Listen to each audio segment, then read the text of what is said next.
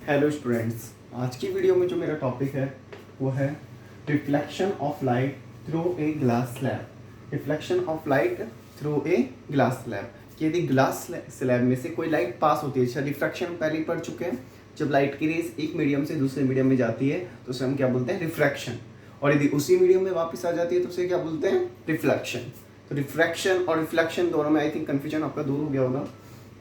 अच्छा स्टूडेंट्स, देखिए मैं बोलता हूँ यदि मेरे पास एक इंसिडेंट रे, देखिए ये एक ग्लास स्लैब है, ये अच्छा नॉर्मल लाइन किसे बोलते हैं तो मैं आपको काफ़ी बार लास्ट क्लास में भी बता चुका हूँ क्या, कि जब भी जो भी लाइन किसी भी सरफेस के 90 डिग्री पे होती है, जैसे मान लीजिए पूरा सरफेस है और इसकी 90 डिग्री पे लाइन है, उसे हम क्या बोलते हैं, नॉर्मल बोलते हैं।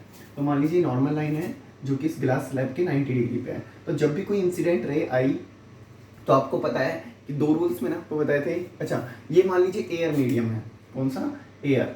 एयर कौन सा मीडियम हो गया, रेयरर, जिसमें पार्टिकल्स दूर दूर हैं। और ये मान लीजिए ग्लास है, ग्लास है ये कौन सा मीडियम हो गया, डेंसर। तो जब भी raise incident ray rarer medium से कहाँ पे आती है, डेंसर मीडियम में आती है, रेयरर मीडियम से डेंसर मीडियम में आती है, तो बेटा वो नॉर्मल की तरफ झुक जाती है। ये रूल मैं आपको पहले ही बता चुका हूँ। जब भी इंसिडेंट रे रेयरर मीडियम से डेंसर मीडियम में आती है तो वो नॉर्मल की तरफ झुक जाती है। जब वो नॉर्मल की तरफ झुकती है, इस तरह से वो नॉर्मल की तरफ झुक गई। अब यहाँ तक का पॉइंट आपको सभी को समझ में आएगा। नॉर्मल लाइन है, नॉर्मल लाइन मतलब परपेंडिकुलर लाइन, तो इंसिडेंट रे जब भी आई तो वो नॉर्मल की तरफ झुक गई। तो देखो जाना तो उसको ऐसे था लेकिन वो नॉर्मल की तरफ झुक गई। अब हम बात करते हैं, अब रे यहाँ तक आ चुकी है, गिलास में आ चुकी है। अब गिलास से बाहर भी निकलेगी, गिलास के अंदर तो रहेगी नहीं। जब वो गिलास से बाहर निकलेगी तो बेटा, जब वो गिलास से बाहर निकलेगी तो ये वाला जो मीडियम है ये तो हो गया हमारे पास डेंसर, और ये जो मीडियम हो गया वो हमारे पास हो गया एयर। बाहर जो है वो तो एयर है, रेयरर मीडियम है, और अंदर जो मीडियम है वो कौन सा है, डेंसर। तो जब भी लाइट की रेज डेंसर से एयर में जाती है तो आपको पता है स्पीड क्या हो जाएगी, ज़्यादा या कम, तो स्पीड ज़्यादा हो जाती है। जब कोई भी लाइट की रेज डेंसर से आती है, कहाँ जाती है, रेयर मीडियम में जाती है, डेंसर से रेयर मीडियम में जाती है, तो उसकी स्पीड क्या हो जाती है, ज़्यादा हो जाती है, और वो नॉर्मल से दूर हट जाती है। ये बात मैं आप सबको पहले बता चुका हूँ। तो ये नॉर्मल था, और अब ये लाइट की रेस बेटा इससे क्या हो जाएगी, ये दूर हो जाएगी। यहाँ पे हम क्या देख सकते हैं, यहाँ पर हम देख सकते हैं कि ये जो रे है वो जानी तो ऐसे चाहिए थी, लेकिन वो गई कैसे, इस तरह से। और इन, ठीक है बेटा, गई इस तरह से। आई थिंक सभी को समझ में आया होगा कि एक ग्लास स्लैब में इंसिडेंट रे किस तरह से मूव करती है। जानी तो वैसे चाहिए थी लेकिन वो जाती ऐसे है। तो मैंने एक लाइन लिखी है क्या, द इमर्ज्ड रे, जो बाहर निकल रही है उस रे को हम क्या बोलते हैं, इमर्ज्ड रे। जो रे बाहर निकल रही है इस ग्लास स्लैब में से ओरिजिनल में, ये तो हमने पता है कि ऐसे जानी चाहिए थी। तो जो रे ग्लास स्लैब में से बाहर निकलती है उसको हम बोलते हैं इमर्ज्ड रे। और बेटा वो पैरेलल होती है, the emerged ray is parallel to the light ray which enters in the glass slab. जो ग्लास स्लैब में लाइट एंटर हुई है तो वो इमर्ज्ड रे उसकी क्या होती है बेटा, पैरेलल होती है। ठीक है, जो लाइट रे एंटर हुई है उसके पैरेलल। अच्छा पैरेलल लाइंस आप सभी को पता है क्या, पैरेलल लाइंस क्या होती हैं, ऐसी लाइन जो एक दूसरे को काटे नहीं आगे बढ़ाने पे। तो इनको यदि हम आगे बढ़ाते जाएंगे तो एक दूसरे को काटेगी नहीं। ठीक है, इसी के साथ जो इमर्ज्ड रे नॉर्मल के साथ में जो एंगल बनाती है उसे हम बोलते हैं बेटा इमर्ज्ड एंगल। उसे हम बोलते हैं इमर्ज्ड एंगल।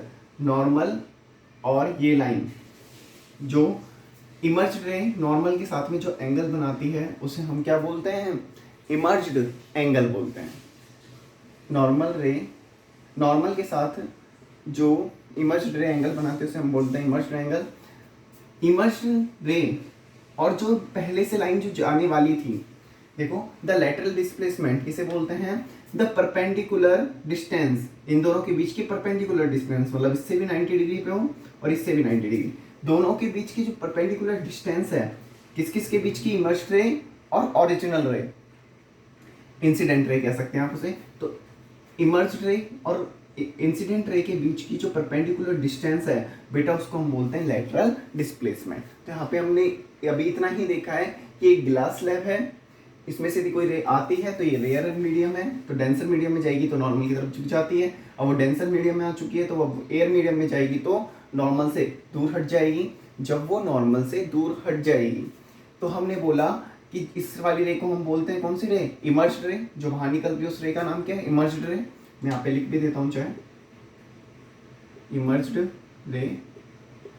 इमर्ज्ड रे नॉर्मल के साथ, इमर्ज्ड रे इंसिडेंट रे के साथ हमेशा क्या होती है, पैरेलल होती है, ठीक है। इमर्ज्ड रे नॉर्मल के साथ में जो एंगल बनाते हैं उसे हम बोलते हैं इमर्ज्ड एंगल, ठीक है। और लेटरल डिस्प्लेसमेंट किसे बोलते हैं, लेटरल डिस्प्लेसमेंट बोलते हैं इमर्ज्ड रे और इंसिडेंट रे, ये ओरिजिनल इंसिडेंट रे। इन दोनों के बीच की परपेंडिकुलर डिस्टेंस को, इन दोनों के बीच की परपेंडिकुलर डिस्टेंस को बेटा हम बोलते हैं लेटरल डिस्प्लेसमेंट। उम्मीद करता हूँ आपको यहाँ तक की क्लास समझ में आई होगी। यदि किसी स्टूडेंट को नोट करना है तो वो नोट कर सकता है।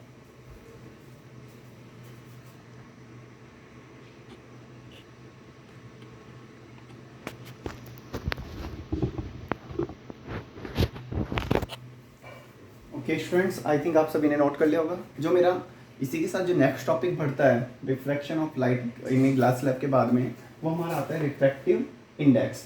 देखिए रिफ्रैक्टिव इंडेक्स क्या होता है, कैसे इसको रिप्रेजेंट करते हैं। तो बेटा रिफ्रैक्टिव इंडेक्स जनरली एक रेशियो होता है। क्या होता है, रेशियो होता है लाइट की स्पीड का अलग अलग मीडियम में, लाइट की स्पीड का अलग अलग मीडियम में रेशियो होता है।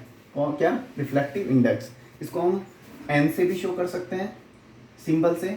एक नीटा सिंबल होता है, देखो नीटा सिंबल, इसको क्या बोलते हैं, ईटा। इसको, इस वाले सिंबल को क्या बोलते हैं, ईटा। इससे भी शो रिप्रेजेंट कर सकते हैं। और इसी के साथ ये एक सिंबल बनता है म्यू, ठीक है, इससे भी रिप्रेजेंट कर सकते हैं। मतलब इसको एन भी लिख सकते हैं, रिफ्लेक्टिव इंडेक्स को ईटा इस तरह से भी लिख सकते हैं, और म्यू भी लिख सकते हैं।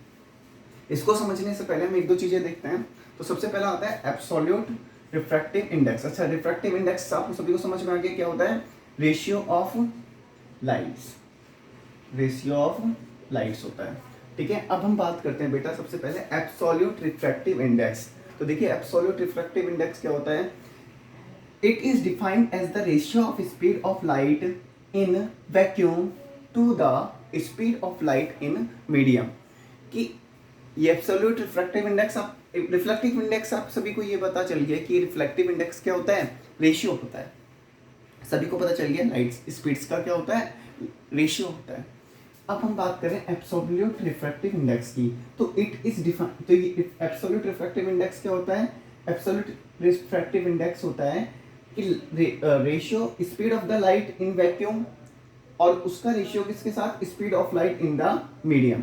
कि लाइट की वैक्यूम में कितनी स्पीड है, और वैक्यूम आप सभी को पता है किसे कहते हैं, जिसमें कोई भी पार्टिकल्स प्रेजेंट ना हो।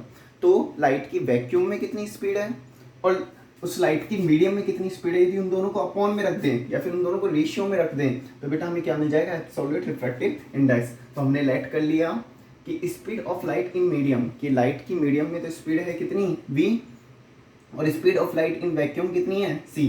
और आप सभी को पता है इसकी वैल्यू होती है 3 × 10⁸ मीटर पर सेकेंड। कि वैक्यूम के अंदर लाइट कितनी तेज भाग सकती है, 3 × 10⁸ मीटर पर सेकेंड की स्पीड से भाग सकती है।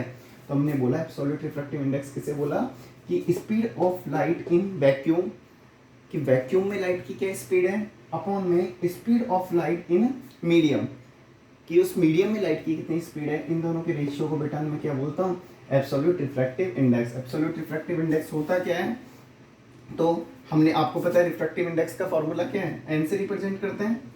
तो speed of light in vacuum मैंने क्या लाइट की है, सी, तो मैंने इसकी जगह क्या रख सकता हूँ, सी।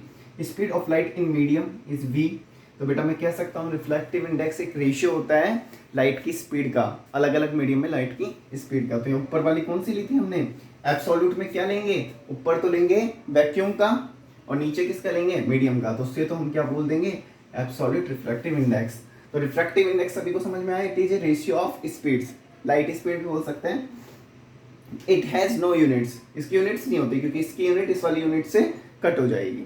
तो आई थिंक आप सभी को समझ में आया रिफ्लेक्टिव इंडेक्स का ये सिंबल होता है, हम इसको एन से, ईटा से, म्यू से रिप्रेजेंट कर सकते हैं। एब्सोल्यूट रिफ्रैक्टिव इंडेक्स क्या होता है, तो एब्सोल्यूट रिफ्रैक्टिव इंडेक्स होता है किसी भी किसी भी स्पीड का रेशियो जब वो एक तो किस में हो, वैक्यूम में, लाइट की स्पीड वैक्यूम में कितनी है अपॉन में लाइट की स्पीड उस मीडियम में कितनी है, तो उसके रेशियो को हम क्या बोलते हैं, absolute refractive index. Refractive index की कोई यूनिट नहीं होती, और इसका फॉर्मूला आप याद रख लेना, एब्सोल्यूट रिफ्रैक्टिव इंडेक्स का N=C/V। बेटा इससे आगे हम नेक्स्ट क्लास में, नेक्स्ट वीडियो में देखेंगे कि रिफ्रैक्टिव इंडेक्स काम किस तरह से करता है। ठीक है।